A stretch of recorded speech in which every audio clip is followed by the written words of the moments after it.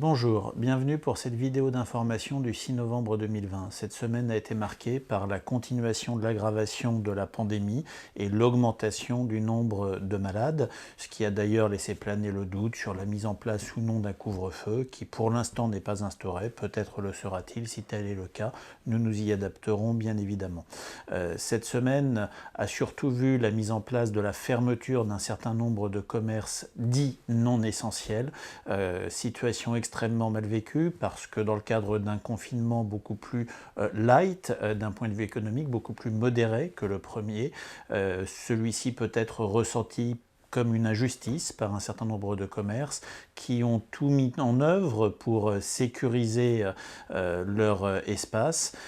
Nous avons très fortement réagi avec les associations d'élus au niveau essonien, au niveau francilien auprès du gouvernement.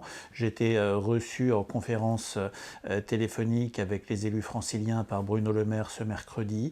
Demain, nous aurons une conférence avec Amélie de Montchalin. La pression des élus locaux est extrêmement forte, non pas pour rouvrir les commerces locaux au détriment des consignes de sécurité, mais tout simplement pour leur permettre d'ouvrir dans un cadre sécure, y compris s'il fallait pour eux durcir leur protocole sanitaire. Mais nous pensons qu'il est une question de justice de faire en sorte que le commerce de proximité ne soit pas la victime collatérale et ne fasse pas d'Amazon le seul grand bénéficiaire économique de cette crise du Covid.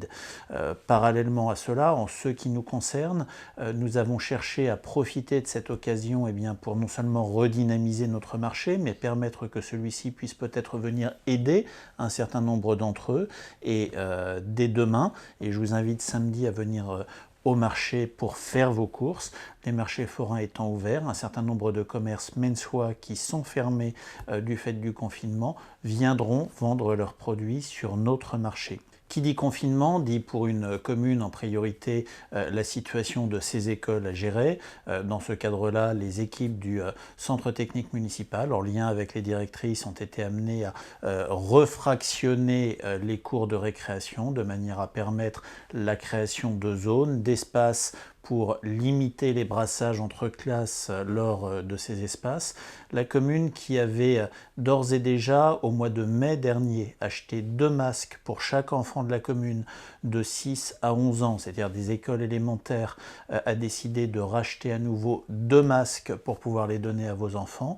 Sur les dotations du mois de mai qui étaient à venir chercher en mairie, un certain nombre de familles ne sont jamais venues les chercher. Les masques les attendent pour autant qu'ils prennent la tâche de la commune. Concernant la nouvelle dotation de 2 masques par enfant, celle-ci sera distribuée ces lundis et mardis directement dans les écoles au travers des directrices et des enseignants. Notre commune va également mettre en place lundi un mobile test au centre commercial de la Verville, sur le parking situé à proximité de la nouvelle pharmacie. Ce mobile test qui a pu être fait grâce à la mobilisation des professionnels de santé, pharmaciens, infirmières, médecins de la commune, a également bénéficié de financement de la région. Il sera ouvert tous les matins dès ce lundi et permettra sur rendez-vous uniquement, et j'insiste bien sur rendez-vous, de venir se faire tester de manière rapide pour les personnes qui le nécessitent et uniquement cela. Il s'agit d'un investissement important au travers de tentes marabouts, de matériels qui ont été achetés par la ville et d'un investissement encore plus important de la part des professionnels de santé et notamment des infirmières qui vont donner du temps. Sur ce sujet, notre réserve communale de sécurité civile sera mobilisée pour assurer l'encadrement et la préparation de ce site, comme elle est d'ailleurs mobilisée pour assurer le portage des courses à domicile pour nos anciens qui le souhaitent ou pour les personnes qui seraient en situation de grande difficulté et qui peuvent le demander sur simple appel auprès du Centre communal d'action sociale. Alors le centre de test qui va être mis en place sur Mennecy est un centre multidisciplinaire donc qui regroupe les médecins, les infirmières et la collaboration des pharmaciens de Mennecy et qui s'adresse en fait aux personnes qui veulent se faire tester et se faire prélever en PCR. Donc c'est le test auprès du laboratoire et ça permettra de soulager l'attente au niveau du laboratoire. Les infirmières procéderont au prélèvement nasopharyngée sur les patients en drive-in, c'est-à-dire que le patient se rend sur ce centre en voiture, il ne sort pas de la voiture, et ils sont prélevés, l'infirmière fait le prélèvement et le porte au laboratoire. Et le résultat sera donné entre 24 et 48 heures. Ce centre a pour vocation à évoluer vers en fait un centre de test antigénique. Donc à savoir, là, ça sera le même type de prélèvement, donc un prélèvement nasopharyngé. Mais le résultat, lui, sera donné entre un quart d'heure et 20 minutes par la suite. Et ce prélèvement peut être effectué, sera effectué ou par des médecins, ou par des infirmières, ou par des pharmaciens sur le même site, donc en drive-in. Au titre des activités fermées du fait du confinement figurent bien évidemment les bibliothèques. Je rappelle qu'un système de click and collect a été mis en place à votre disposition pour pouvoir continuer à garder une activité culturelle, pouvoir continuer à profiter des services de notre médiathèque. Également les spectacles. Alors j'ai pu voir ici ou là que certains s'interrogeaient de savoir si les spectacles étaient annulés, s'ils seraient remboursés.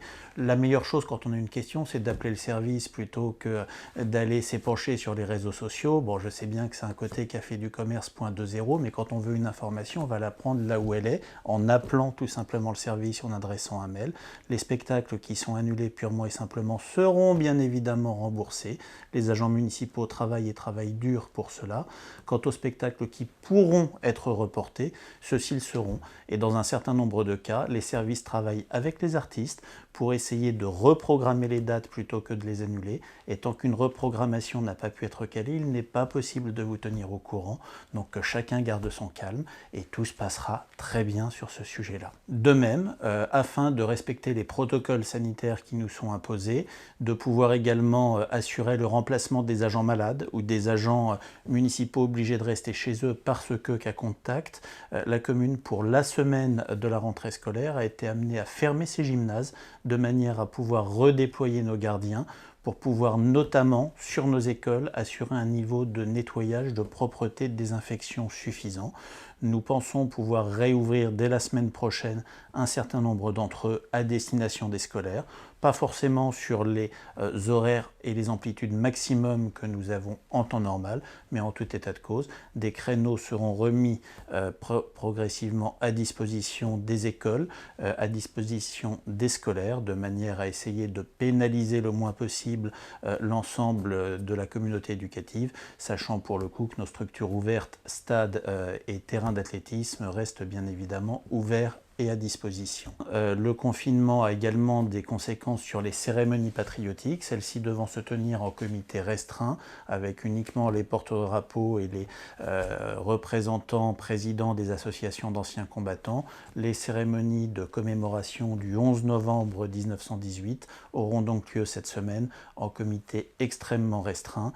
Elles vous seront proposées en retransmission sur Internet pour pouvoir partager ce moment ensemble, mais malheureusement, il ne sera pas possible pour celles et ceux qui auraient voulu se déplacer de pouvoir le faire. De même, si notre pays doit faire face à une crise sanitaire, nous devons également faire face à une menace terroriste. Nous sommes en zone rouge aujourd'hui et dans ce cadre-là, la commune a déployé tout un système de blocs anti-voitures béliers à proximité d'un certain nombre de groupes scolaires où des risques pouvaient être identifiés. Je tenais à remercier la police municipale, les services techniques qui ont travaillé dans des délais extrêmement courts pour essayer d'apporter un maximum de sécurité à nos enfants, aux parents, au personnel éducatif et d'ores et déjà, eh bien, vous demandez toute votre compréhension si ceci peut générer des nuisances, mais je crois que la sécurité de chacun passe en priorité sur ces sujets-là. Enfin, les travaux extrêmement importants de l'avenue d'Arblay qui ont été largement perturbés par le confinement puisqu'ils ont eu 2 mois de retard et se poursuivent alors qu'ils devraient être à cette heure achevés s'il n'y avait pas eu le premier confinement, avancent bien.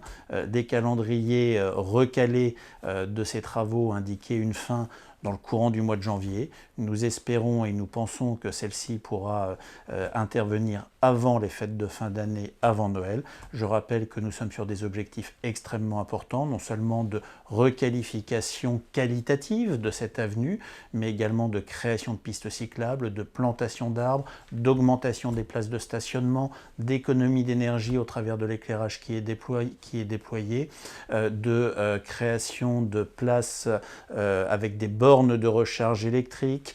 Bref, nous sommes sur quelque chose qui va permettre, même si j'ai bien conscience que des travaux sont toujours quelque chose qui peuvent perturber, qui peuvent causer des nuisances, qui peuvent parfois énerver, nous sommes sur quelque chose qui contribuera définitivement à valoriser ces quartiers nord de la commune et à achever la requalification du pôle gare. Comme beaucoup d'entre vous ont pu le constater, notamment les riverains, les travaux de requalification de l'avenue d'Arblay sont très avancés maintenant et on espère toujours un achèvement comme prévu à la fin de cette année. Les travaux sont déjà bien avancés sur toute une partie de l'avenue qui est achevée quasiment entre le parc de Villeroy et la partie centrale de l'avenue d'Arblay.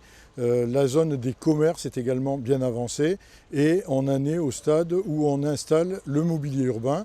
Le mobilier urbain, ce sont des potelets spécifiques, ce sont des accroches vélos, ce sont des bancs dont je vous parlerai un peu plus tout à l'heure, des bancs qui sont particuliers en ce sens que c'est ce qu'on appelle des bancs refuges. Qu'est-ce que c'est qu'un banc refuge? C'est un banc qui permet d'abriter une quinzaine d'espèces différentes d'insectes qui sont essentielles dans le cadre de la préservation de la biodiversité puisqu'ils participent à la chaîne alimentaire et notamment des oiseaux dont on souhaite à Mennecy qu'ils redeviennent de plus en plus nombreux dans notre ville. Afin de garantir un bon achèvement des travaux, nous sommes dans l'obligation pendant une courte période de quelques semaines, de mettre en sens unique pour la circulation automobile l'avenue d'Arblay. Ce sens unique se fera dans le sens de la gare vers le parc de Villeroy. Bien entendu, les transports urbains continueront à être assurés avec des aménagements de circuits et des déviations dont le prestataire Keolis est chargé de faire l'information auprès des usagers. Il ne me reste plus qu'à vous souhaiter à toutes et à tous une très belle semaine. Merci.